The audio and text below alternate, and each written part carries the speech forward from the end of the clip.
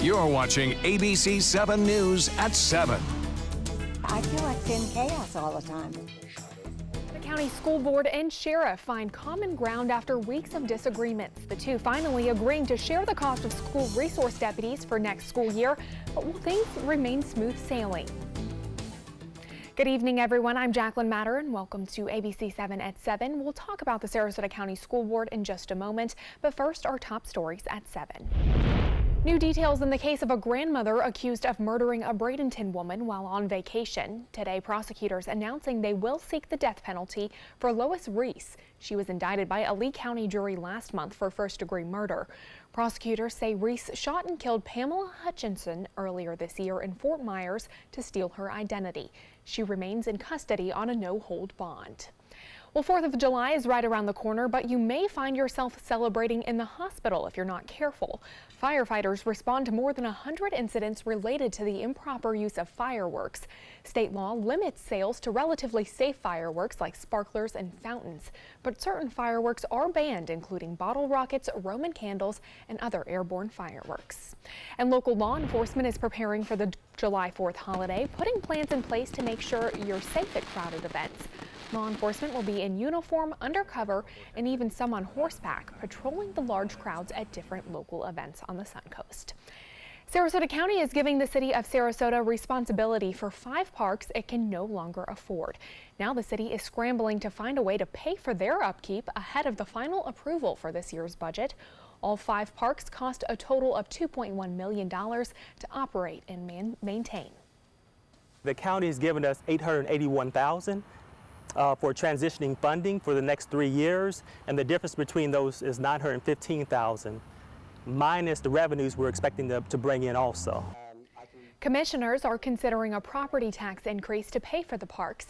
That means if you own a $200,000 home, it would mean $18 more a year. New at 7, a local law enforcement agency and government may face a delay in getting reimbursed from the Florida Division of Emergency Management following Hurricane Irma. The FDEM says it's asking for more information from the Manatee County Sheriff's Office and the City of Sarasota in order to distribute public assistance funding.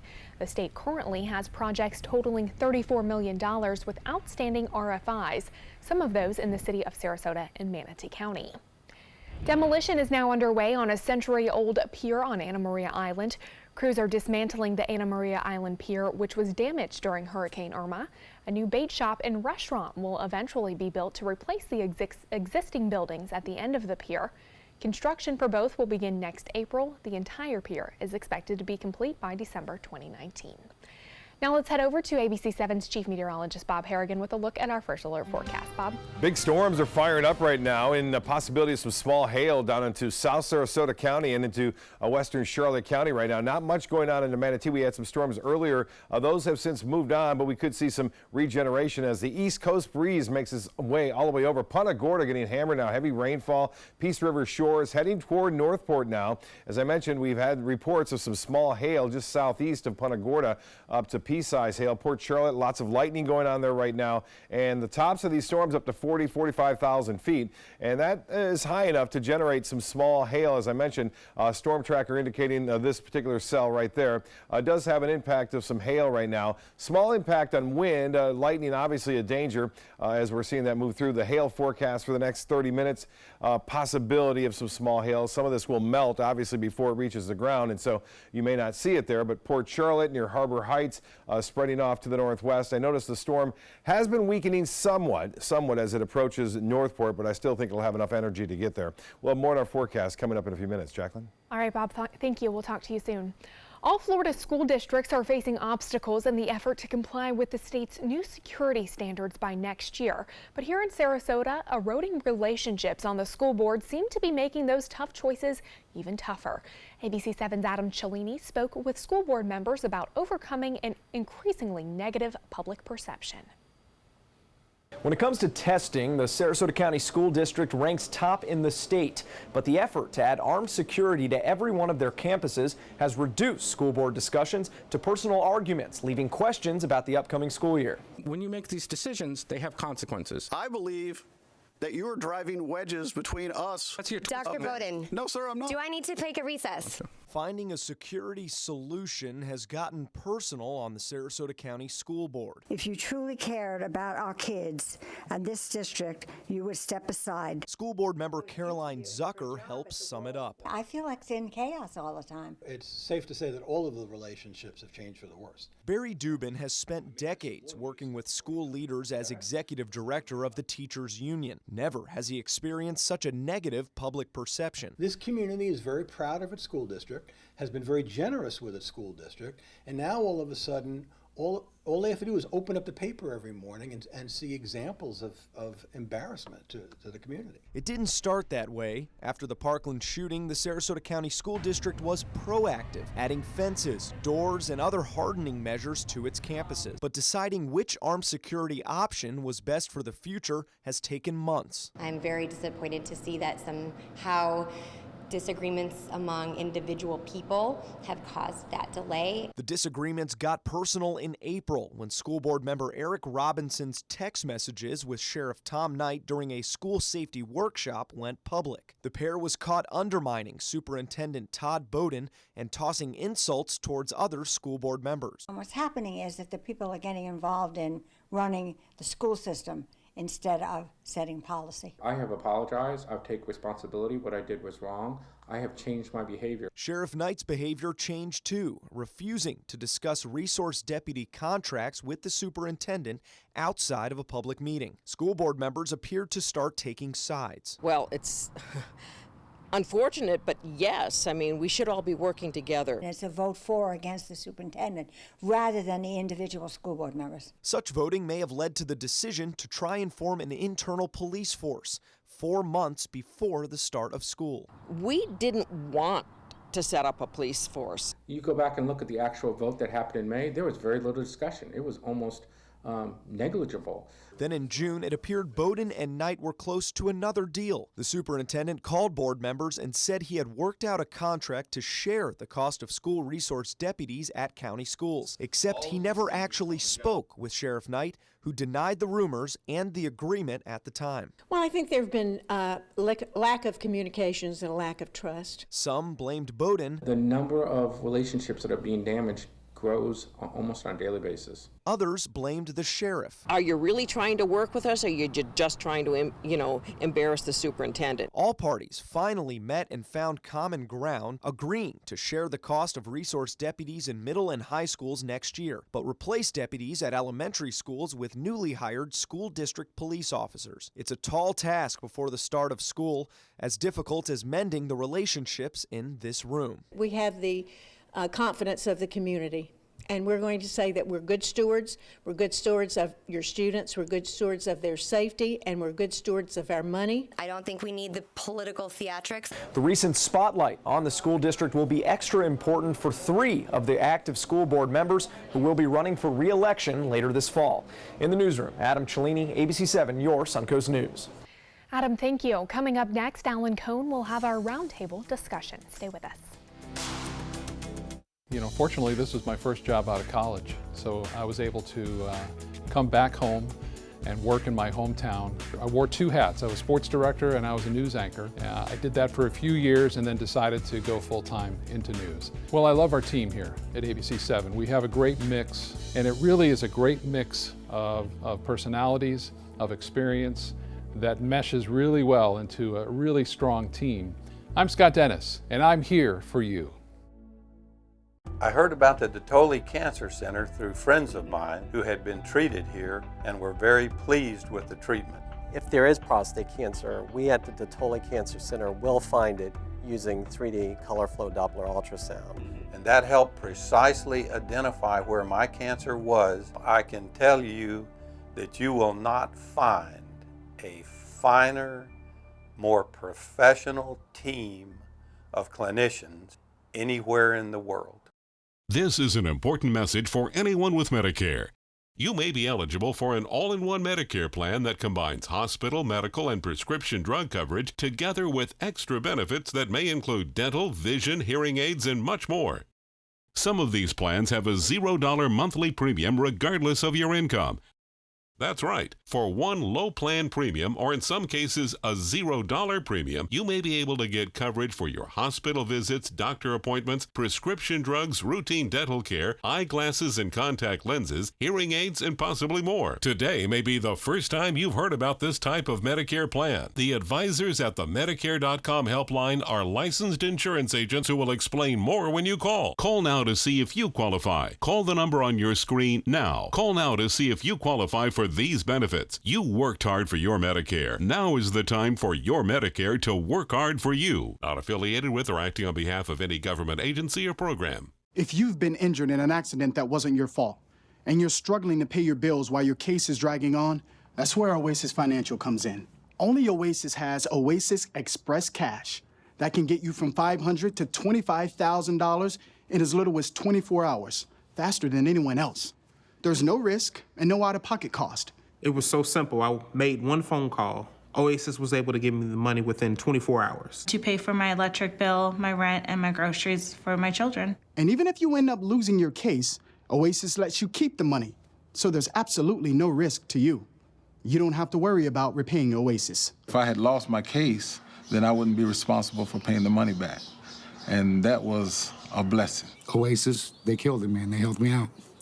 They gave me my life back. See how much money you can get before your case settles. Call Oasis Financial, because life moves faster than your case. 1-800-874-8185. 1-800-874-8185.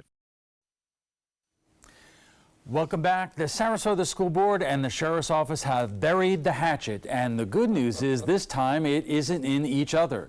The Sheriff's Office will provide 11 deputies at 10 district schools at a cost of $1.6 million. The school district will pay 80% of the costs. School security has been a major concern in the aftermath of the Parkland massacre, but the process of making sure our kids are safe as possible has been rife with insults and name-calling via text messages between some school board members and the sheriff, and the rift between the sheriff and the superintendent.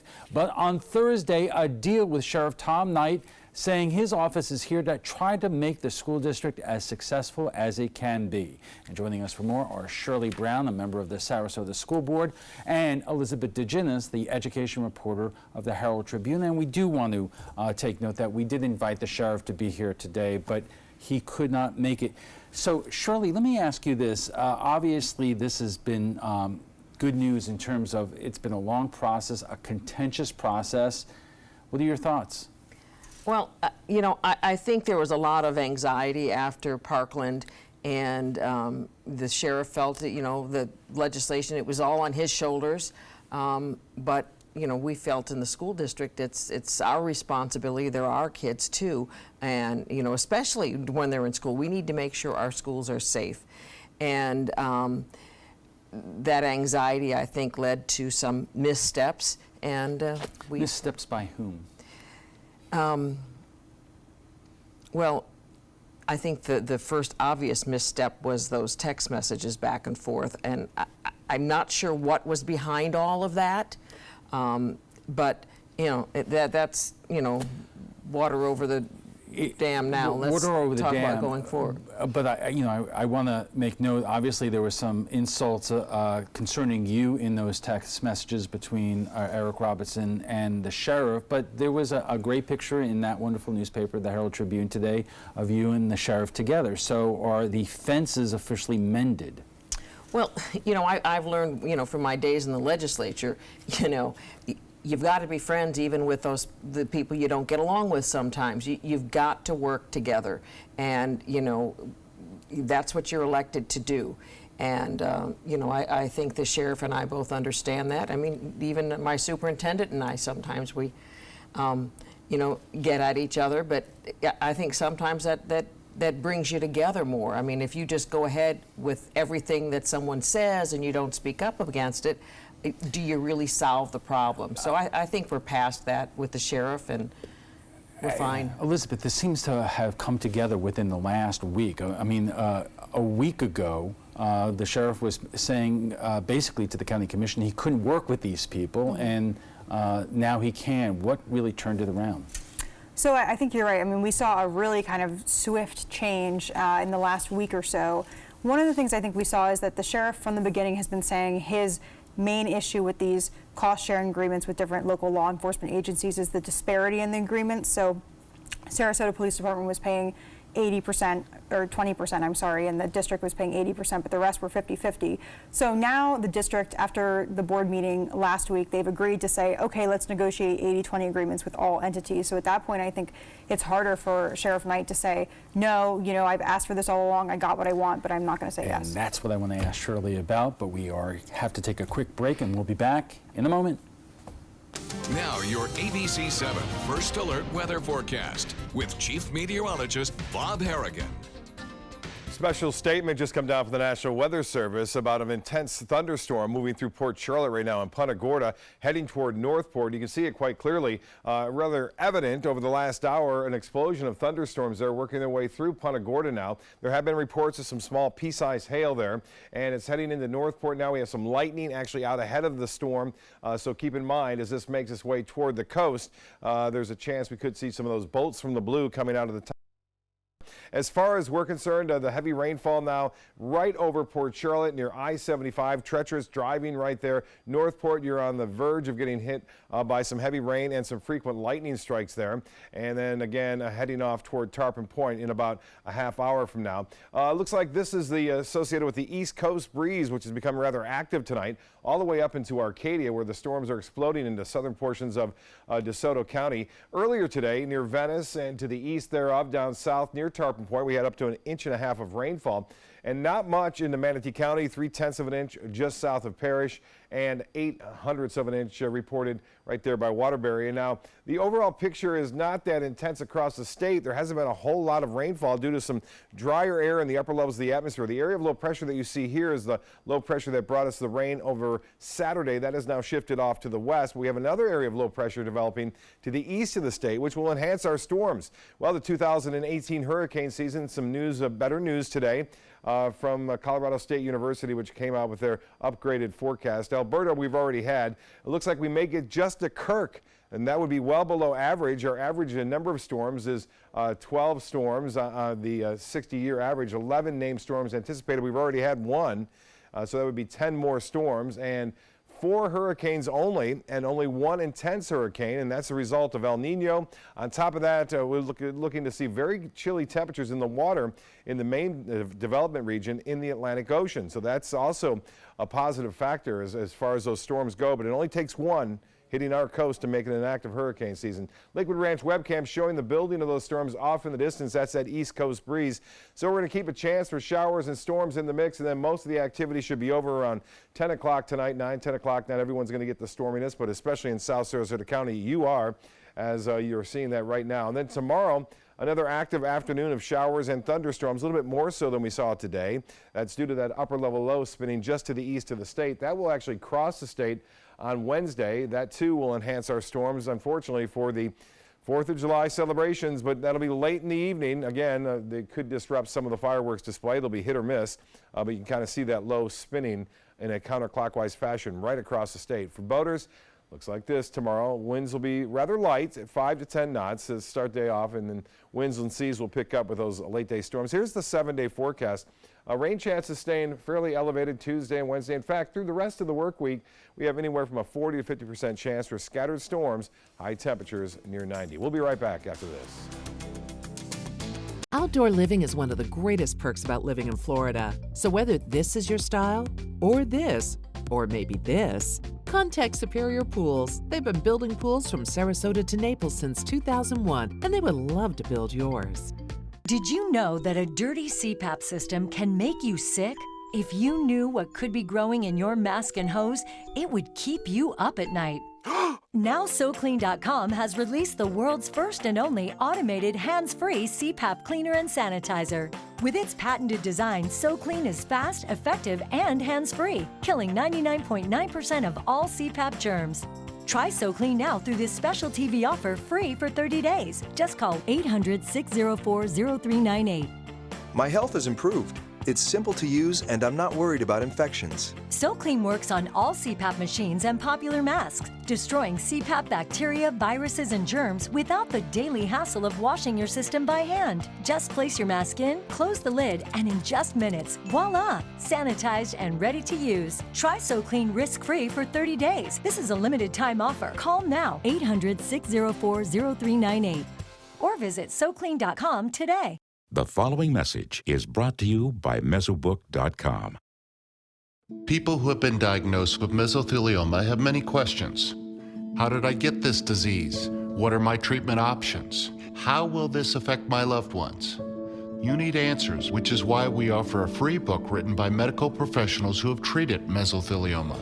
Call toll-free at 1-800-777-1366 or go to Mesobook.com. My name is Blake. I received a heart transplant when I was 2 weeks old. I play defense for the Red Hot Tornadoes. Sometimes my heart starts pounding like faster and faster as I go. I know I have someone else's heart inside me. It makes me feel happy because someone was generous enough to give me a second chance to live. This gift of life was made possible by an organ donor. Imagine what you could make possible. Sign up as an organ, eye, and tissue donor. Go to organdonor.gov. To be able to just get my son here and not think about how we will pay for it, it just takes so much weight off of my family. St. Jude allowed me to focus on being a mom to Bryce. And sometimes I'm just in awe of the impact St. Jude has, not only on this community, but the world.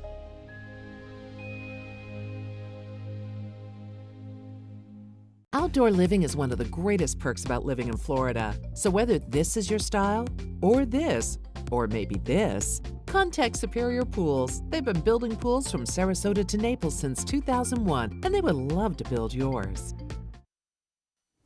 Welcome back. We are talking about the struggles over a security plan between the Sarasota School Board and the Sheriff. And joining us for more are Shirley Brown, the member of the Sarasota Board of Education, and Elizabeth DeGinnis, the education reporter for the Herald Tribune. And Shirley, Elizabeth just brought up the cost split.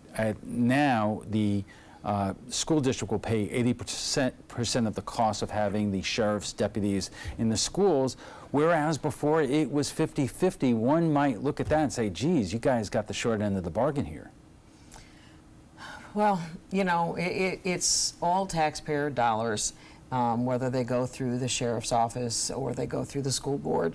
What we wanted to be sure of is that, you know, we still maintain what we have for our teachers and our students. And we did get some extra dollars from Tallahassee. It's not enough to cover all of this, but we know we have to do it. And we're going to do it at a cost that we find is reasonable. You know, there's another cost-saving measure that was out there, the Guardian program. The sheriff mentioned it, and so did Representative Gruters, but that's something that we said, no, we weren't ready for that liability bet, right, because that's arming non-sworn law enforcement officers, either staff at the schools or, you know, maybe it's all taxpayer dollars, but as a negotiation, obviously the sheriff, this is good for his budget line and not as good for the Board of Education's. Well, for some reason, it's still in his budget line, the whole dollar amount, and apparently the reimbursement comes somewhere else. That's why I was understanding why is the county commission having trouble with their budget and can't put it to bed when, in fact, we were paying 100%. That didn't square very well with me. But I think the 80-20, you know, is something we can live with. We have the officers probably 80% of their time. So, you know, we'll go forward. That's what we need to do. We need to go forward. Yeah, Elizabeth, you've been covering this A to Z, and every single one of these meetings. What have people been saying in the audience as this stuff has been playing out? What kind of feedback have you been getting? You know, I mean, I think with any issue, there are people on both sides of it. I think there are some people who didn't understand why in March Sheriff Knight decided that he no longer wanted to continue the cost sharing agreements. Originally, he'd said the district needs to pay all of the cost of all the school resource officers. But I think there's some people who feel that is the district's responsibility, that they've been tasked with this extra requirement and that they need to take care of it. And we would have loved to ask the sheriff that question if he were to be here today, but has he offered any kind of reason why he wanted to end the cost sharing agreement altogether? Well, aside from the disparity, which I think was, that I just mentioned, which was the 80-20 and the 50-50, I think he also felt that the new state law made it clear that it was the district's responsibility to provide for the security and not the sheriff's office or the local law enforcement agencies. But that's not exactly what Bill Galvano said subsequently. You're right, but I think that people have different interpretations of things, and he said multiple times that he looked over the law immediately with his legal staff and talking to his employees, and they felt that this was the way it was interpreted in their minds. Shirley, what has been the debate amongst members of the Board of Education about the cost sharing split and whether or not, you know, paying 80% of the cost, whereas before you only paid 50%, was worth it? I guess I can go back to that text message where it says make us pay 100%. But you know, you say there's different interpretations of what the law meant, and there was different interpretations of when we had to have law enforcement on all of our schools, and so it isn't just what's written on the paper that you would look at when you're having a law. It goes back to, you know, what were the intentions of the legislators and what kind of discussions came up on that. All right. And that's where you have to look at too, not just what was written. And we will pick up on that in a moment. We are just getting warmed up in our conversation on the struggle within the school board and the sheriff's office on how to protect our children. We'll continue right after our quick break. Excuse me a minute. Hi, Dad. No, don't try to get up. Hi, I'm Julie, a right-at-home caregiver. And if I'd been caring for Tom's dad, I would have noticed some dizziness that could lead to balance issues. That's because I'm trained to report any changes in behavior, no matter how small, so Tom could have peace of mind. We'll be right there. We have to go. Hey, Tom, you should try Right at Home. They're great for us. The right care, right at home.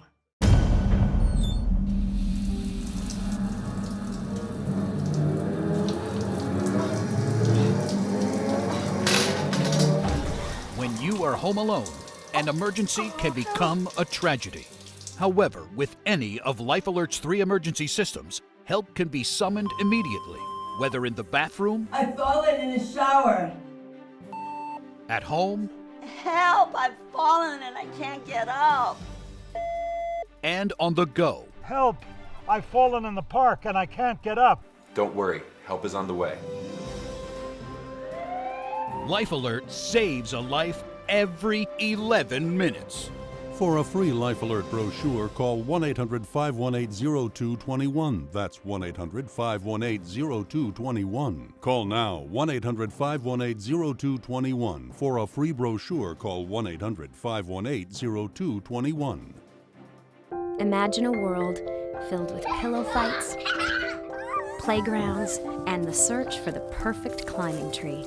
Every kid deserves that world, but 1 in 5 kids in America struggle with hunger. At No Kid Hungry, we're committed to creating a world where every kid eats healthy food every day. We raise funds, we help families, and we lift up communities.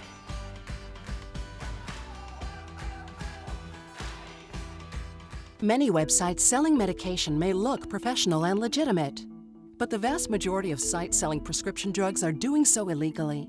Criminals use websites to sell counterfeit medications that may contain life-threatening toxins. Dot Pharmacy is a website verification program that helps you identify safe and trustworthy online pharmacies. Purchasing medicine online can be safe and easy. Just look for pharmacy to the right of the dot in website addresses. I used to dread getting up and going to work. I was done with the corporate grind. I was tired of being a starving artist. And I started looking around for a business that I believed in, and I kind of wanted to do something a little more green. My SCORE mentor helped me take the first step. He helped me create a business plan and helped me implement it. They've really taught me how to think big. It's SCORE helped me to make the unimaginable possible. All for free. I'm here because of SCORE. I'm here because of SCORE. Get your free business mentor at score.org. They are the greatest fighting force the world has ever seen. But what does it take to bridge the distance and keep them connected to family, home, and country? What does it take to strengthen our service members so they can be the greatest force for good in the world? It takes a force. Be a force behind the forces. Give today at force.uso.org. You're watching ABC7 News at 7:30. Welcome back. If you're just tuning in, we're talking about the struggles over a school security plan between the Sarasota School Board and the Sheriff's Office. And joining us for more are Shirley Brown, a member of the Sarasota Board of Education, and Elizabeth DeGinnis, the education reporter of the Herald Tribune. Now, correct me if I'm wrong or in terms of how this is going to work. This agreement is for the next school year. It is still the intent of the school district to create its own police force that will eventually take over security for all the public schools. Yes, next year we're going to be working with elementary schools, and we were surprised at the applications that we've received. We've received some from school resource officers, either from this county or from other counties, that have stepped up and said, yes, we'd like to work with you. And I think there's 19 or something that we're looking at right now, and we have, I think, 14 or 15 of those that are already FDLE officers. So we were surprised that the response that we received from this, but we advertised heavily also. But what might not be surprising is the fact that it could not come together this quickly. It was the hope that you could put this in place by the beginning of the school year, and it really kind of became obvious that in order to hire a chief and officers and the equipment needed and evidence and all that stuff, that was not something it was not realistic to believe that you could just snap your fingers and create that within a few short months. Well, and thankfully, Mike Andreas and some other people behind the scenes, went methodically ahead of that and continued to do that, regardless of what we were doing in the paper, and between the sheriff and with the school board members. So he was methodically setting out a course to get these things done. One of the things that was really, and I think people were missing that. Some of the major problems that we had with the contract the sheriff was sending us wasn't just that 100% that we would have to pay. It was the language in that contract. And he said he was following what was coming down with Marjorie Stoneman Douglas. And I think that had, again, some of that anxiety that what they needed was, police in school or sheriffs in school with guns to protect these kids from shooters. But, and we sort of forgot what I think is the main reason why we have resource officers is to establish that relationship with the kids. And some of that was gone. And in fact, it was the sheriff was going to have 100% control. We were going to pay 100% of the cost, but he was going to have 100% of the control to who was going to be in our schools, when they were going to be there, and what they were going to do. And we're like, yeah, wait a minute, that doesn't seem well. If we're paying it all, we should have some input. Elizabeth, over the last few months, we've talked about the difficult relationship that's developed between the school superintendent, Todd Bowden, and the sheriff. What role did that relationship or lack thereof play in this entire process, or are we just talking about two different things here? I think it's hard to say. I mean, depending on who you talk with, they'll say it played a big role or no role at all. I think that Sheriff Knight has said from the beginning that his decision to end the cost-sharing agreement had nothing to do with his relationship with the superintendent, but he has continued, I think, to emphasize that in public conversations about it. I think school board member Eric Robinson has said in interviews that he felt initially that it was largely the superintendent who had an impact on this cost-sharing. So, like with anything, it depends on who you talk to, but I think that it's certainly been a theme that's played out in the discussions, and it's in some ways hampered having this agreement earlier. What are both sides saying in terms of the nature of that relationship? Why is it so bad?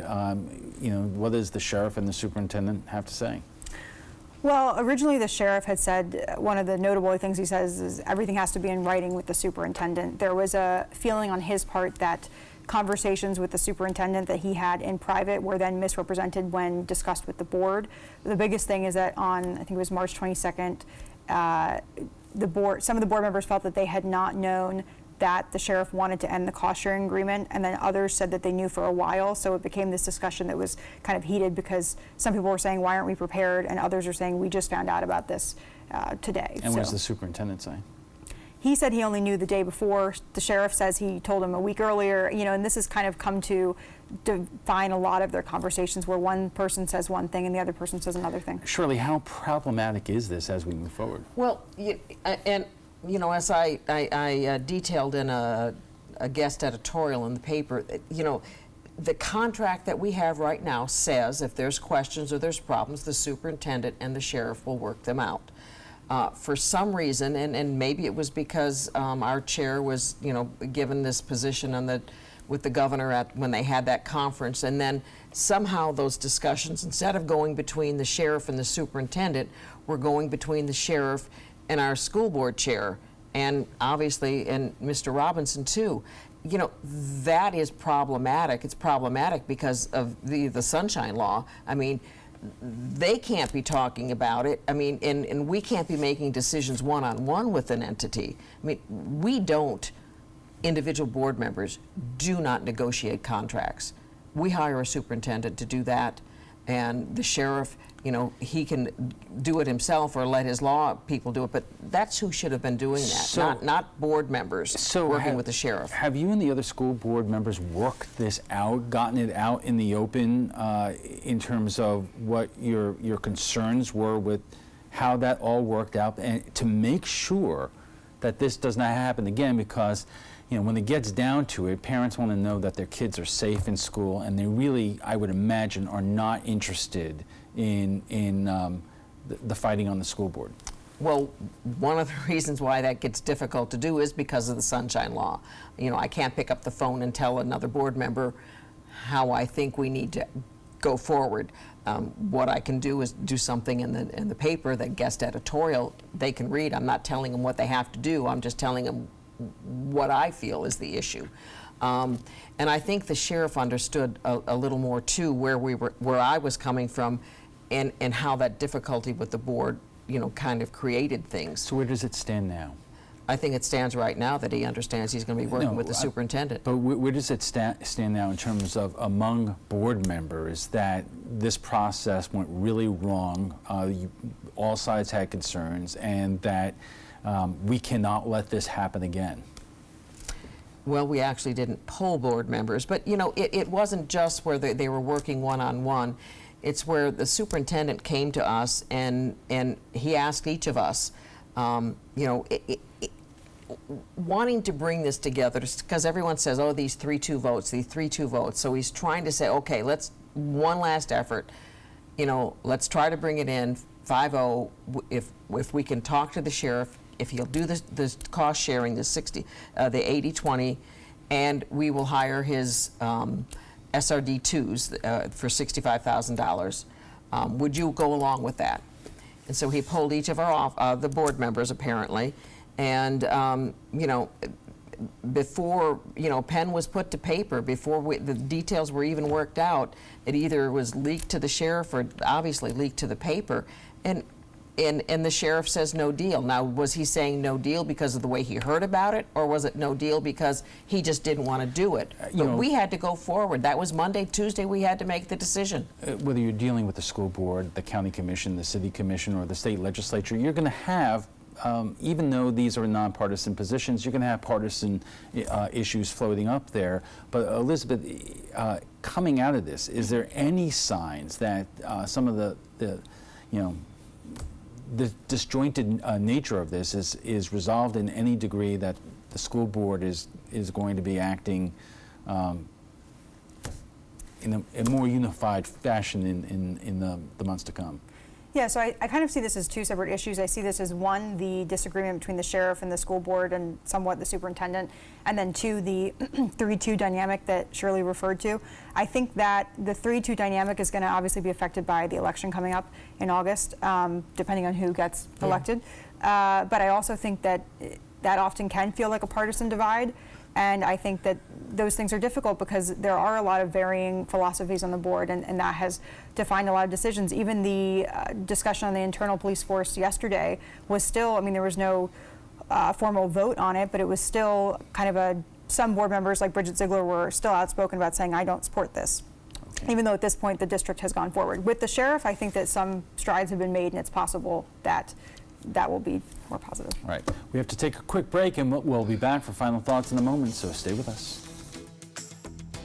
Choral Artists of Sarasota presents Patriotic Spectacular July 4th, 4:30 p.m. at First Church, Sarasota. Choral Artists of Sarasota's annual Independence Day celebration features traditional patriotic favorites, plus a choral salute to the 100th anniversary of Leonard Bernstein, and a tribute to Dr. Martin Luther King Jr. narrated by Nate Jacobs. Come for the concert and stay for the fireworks over Sarasota Bay. Tickets at choralartistsarasota.org or by calling 941-387-4900.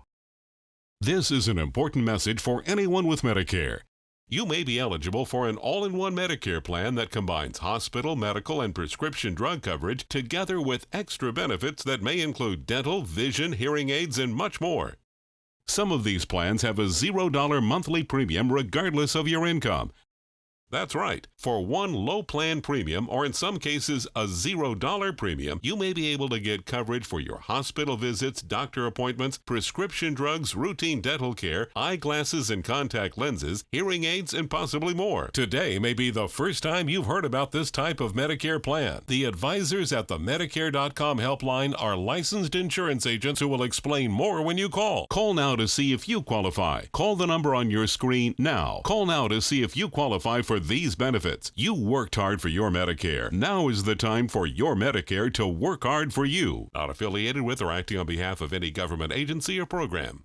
The following message is brought to you by Mesobook.com. People who have been diagnosed with mesothelioma have many questions. How did I get this disease? What are my treatment options? How will this affect my loved ones? You need answers, which is why we offer a free book written by medical professionals who have treated mesothelioma. Call toll-free at 1-800-777-1366 or go to Mesobook.com. All hands on deck. What's up? I want to point out 3 tips for using the home computer more safely. Point away. First, stop. Make sure your software is up to date and that you've password protected your computer's login and Wi-Fi connection. Next, think before visiting a site, opening attachments, or clicking on links. Then connect, knowing you're helping make the web safer for you and for everyone. Make Stop, Think, Connect part of your daily online routine.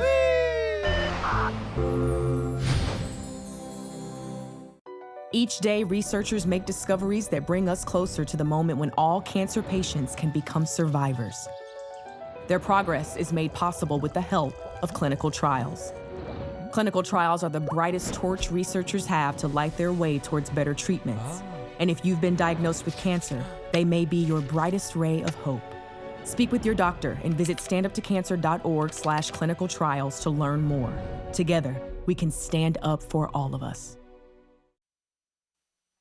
And our guests join us right now for final thoughts. So, Elizabeth, what happens the first day of school here in terms of we are now going to have SROs in the schools like they've always been, but you're also going to start to see the beginnings of a police force here? Right, so I think you're right. Next year we're going to have this kind of mix of SROs and the internal police officers. It'll be, I think, the first chance parents will really have and community members to see how the district actually handles this police force on the ground. But then the next school year they should have almost all the schools staffed by internal police officers. So I think the biggest thing is just going forward, working out some of the kinks in the management process and seeing how it all goes. And Shirley, in terms of an agreement with the sheriff further out, and also the relationships between the school board and the sheriff's office, what can we expect? Well, yesterday we heard from the sheriff and all of our city police forces that they want to help us to make this succeed. And what we're going to do is, handle things that are on the school grounds. We will still have to work with the sheriffs and the police officers. When threats come in, on someone's computer, that's, at their home, or, that's not something that, we necessarily investigate. I mean, because we're on the school grounds. So there's a lot of things that we will have to work together. And if an incident comes up where there's an emergency, just like now we call the fire department if there's a fire. If there's an incident, we will call law enforcement in for assistance. Do you have confidence that whatever police force you develop here, that there will be mutual cooperation between the police force and the sheriff's office? I believe so, because we are all committed to making sure we have that safety of our kids up front. That's the most important thing we need to worry about, and what we need to work for. And the sheriff is committed to do that, and all those resource officers that we have and all the law enforcement officers, that's what they want. That's what we all want, the safety of our kids. We all have kids in school. All right. Or grandkids. We have to leave it there. We want to thank Shirley Brown, a member of the Sarasota Board of Education, and Elizabeth DeGinnis, the education reporter for the Herald Tribune, for joining us for tonight. Your primetime headlines are coming up in a moment, but right now let's get a final check on our first alert forecast with Chief Meteorologist Bob Harrigan. Bob. Thanks, Alan. Right now we're looking at some showers and storms. Still pretty heavy now into South Sarasota County, also into DeSoto County. You can see that East Coast breeze is really fired up this afternoon and this evening now, and you can see that near Punta Gorda. They had some small hail there. Another round of rain headed that way. Also into Port Charlotte, a tremendous downpour, a lot of lightning there near Northport, some showers and storms, all heading toward Inglewood. Although the cell is weakening somewhat, it still contains some dangerous lightning, some very heavy rainfall. And then there's another round behind it. We'll see if that holds on. A lot of times when it runs into area that has already been hit hard by rain, there's not a lot of energy left over, but we'll still see this hang on together a little bit as it makes its way into Port Charlotte and Northport. Right now near El Jobin, the rain is heavy. It's coming down at a rate of 1.5 inches to almost 2 inches an hour near 776. Tough driving. Tarpon Point had some rain earlier this afternoon. Now they're going to get some more a little bit later on in about a half hour from now, as I mentioned. But the bigger storms as well near Arcadia, which are starting to fire up and work their way northward now. As the storm's moving west, it's building to the north. So look out in Arcadia. Futurecast showing these storms kind of winding down after 9 o'clock and heading off into the Gulf of Mexico. And then we'll see generally fair skies and look for temperatures to cool down into the mid to upper 70s for the most part. We'll start off with sunshine throughout the day on Tuesday, and then late in the afternoon things will start to cloud up again, and a pretty good chance of getting more storms tomorrow as a result of an upper level low which will move overhead, and that will stick around I think through the 4th of July. But 4th of July looks good throughout most of the day. The afternoon and evening storms will be around, however. 88 degrees at the airport right now. It's actually come up a little bit over the last hour. Feels like 97 degrees there. Winds are out of the west at 7. The high today was 91. That's a little bit above average. This morning's low was right at it, 75. Tomorrow's forecast then looks good. Hot though. Heat index up near 100 degrees by noon, and we'll see generally sunny skies throughout the midday, and then showers and storms developing, rolling around after 3, 4 o'clock, and some of those could be some heavy rainmakers. Well, it's all the heat. That's what everyone's talking about. Extreme heat across places like New York and Philadelphia and the nation's capital today. Chicago got hit hard yesterday. So hot there they had to actually hose down the bridge because it was expanding, the metal there, due to the excessive heat. Fire danger continues throughout Utah as well as in the portions of Colorado tonight. Severe weather in Nebraska. There's the heat advisory and excessive heat warnings that you see. There's an air quality problem too. All the area in the gray that you see right there, because of that stagnant high pressure bridge, doesn't allow the atmosphere to mix, and so all the pollutants just kind of hang around, then causing that air quality index problem from Washington all the way up into parts of Maine tonight. Temperatures have cooled now where the clouds and showers have moved through, but look at this, 95 still in Philly, 91 in the nation's capital. Denver staying hot at 94 degrees, and it's 100 in Dallas, 107 in Phoenix. Yes, it's summer, and we're a little bit cooler here in Florida as a result of those showers and storms that have been around, but it still feels pretty warm out there. Current temps, I mentioned, into the hundreds in Dallas now, and tomorrow's highs will be 101 in Dallas, and it looks like 95, so the heat goes on in the nation's capital. For boaters, looks like this, scattered storms late in the day, otherwise pretty nice out there boating. Seas will be running 1 to 2 feet with a light chop on the bays and inland waters. Water temperature, steamy 87 degrees, and that's pretty much what the high will be tomorrow at area beaches, and the UV index will be up there, so load up on the sunscreen. You're going to need it tomorrow And it looks like that'll be the case again on Wednesday. A lot of people will be off for the 4th of July. It looks to be pretty typical summer-like weather. We're going to have highs near 89, which is average, and we'll see scattered showers and storms on Wednesday. Now, as far as the forecast goes for the 4th of July and the celebrations for the fireworks, we're calling for a temperature to start off at 86. It should cool down to 80 by the end of the fireworks. There will be some storms around, though. We're expecting a 50% chance for scattered storms at the beginning around 9 o'clock, and then an hour or two into it, that rain chance will lessen considerably as a result of that upper-level low moving on through. So keep that in mind as you're heading out. If you hear that thunder, not a good idea to be outdoors. We'll be right back after this. Did you know that a dirty CPAP system can make you sick? If you knew what could be growing in your mask and hose, it would keep you up at night. Now SoClean.com has released the world's first and only automated hands-free CPAP cleaner and sanitizer. With its patented design, SoClean is fast, effective, and hands-free, killing 99.9% of all CPAP germs. Try SoClean now through this special TV offer free for 30 days. Just call 800-604-0398. My health has improved. It's simple to use, and I'm not worried about infections. SoClean works on all CPAP machines and popular masks, destroying CPAP bacteria, viruses, and germs without the daily hassle of washing your system by hand. Just place your mask in, close the lid, and in just minutes, voila! Sanitized and ready to use. Try SoClean risk-free for 30 days. This is a limited time offer. Call now, 800-604-0398. Or visit SoClean.com today. We answered the call of duty and left our homes to serve in far-off lands. Now, we answer another call, this time at home, in our own communities, to respond in times of chaos, to use our strength, our skills, and our experiences to bring hope amid devastation and destruction. Together, as a team of brothers and sisters, we're continuing our mission to make this country a little stronger and a little better each day. We are Team Rubicon.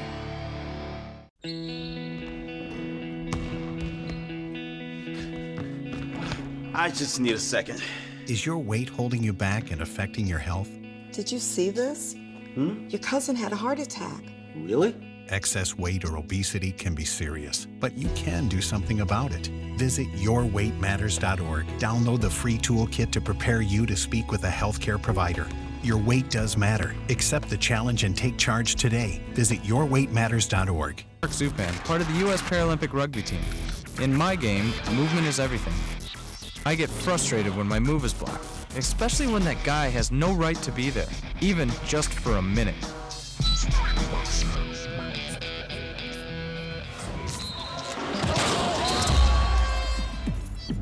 I love a challenge, but I don't like to play this game every day. A message from the United Spinal Association. Dear parents, it's time for a pop quiz. What's the best kind of play for kids? Play that makes us think? Or helps us pretend? Or teaches us rules? Or to be creative? Actually, every kind of play is important because different kinds of play give us different kinds of skills. Help us mix up the ways we play. Okay, class dismissed. Now go play.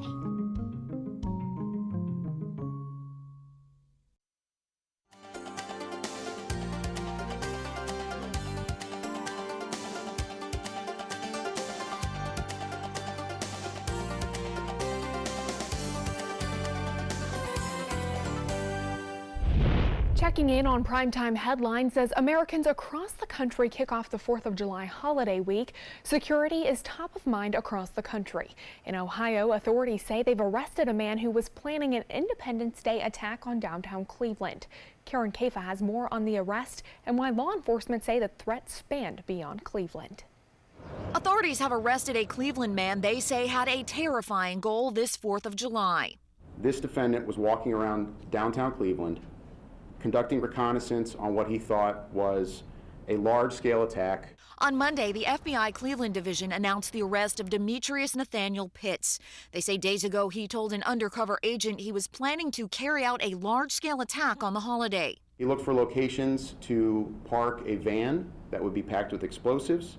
Before his arrest Sunday, authorities say Pitts reiterated his plans to inflict mass harm and specifically target military members and their families. The details are chilling. Just yesterday, he discussed giving remote control cars packed with explosives and shrapnel to the children of our military uniform members.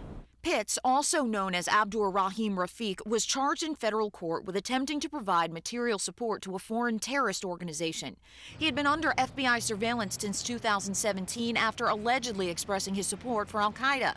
Pitts' statements of violent intentions continue to cause concern during the investigation. The FBI says Pitts also planned to target other cities, including Philadelphia, where he had previously lived.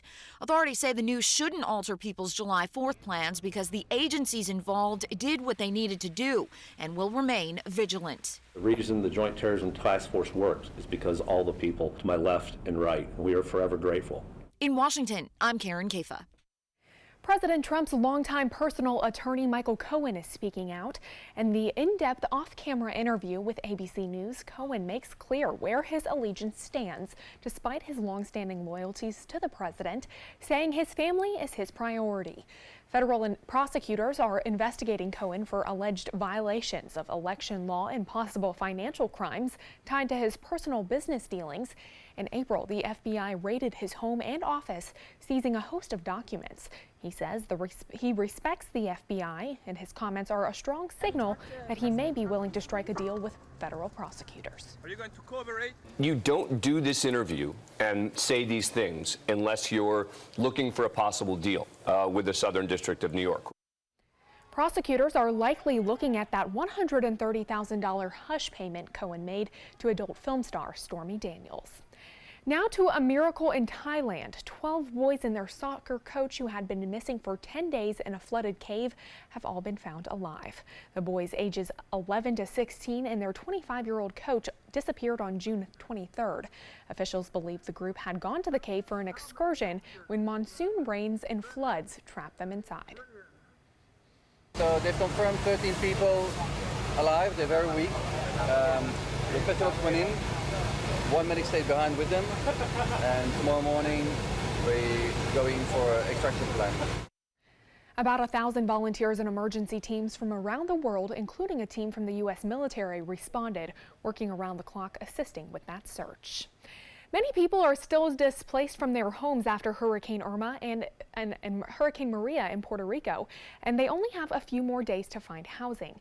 A judge ordering an extension on temporary hotel vouchers for a few more days. That decision coming just hours after a civil rights group sought a federal injunction to block the eviction of about 2,000 Puerto Ricans whose vouchers were set to expire yesterday. FEMA declined to comment, but is now working to notify hotels to extend the aid until Thursday to comply with the order. Well, that's all the time we have for this evening. I'm Jacqueline Matter. Thanks for joining us and have a great night.